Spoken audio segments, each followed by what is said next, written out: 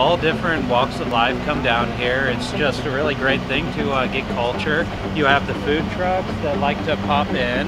You have all the different artists from Wichita or around the country. And really, it's just a social event. It's a great way for the community to connect, and it's a free event that anyone can attend.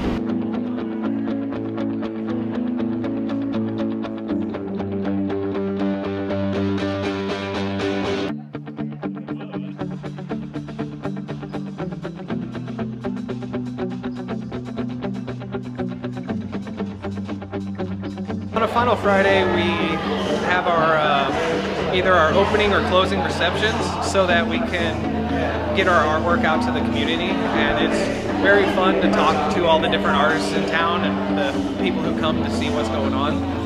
So there's all the different events that go on. It's like there's people selling different foods and food trucks, so it kind of brings the community together. So it's wonderful. So yeah.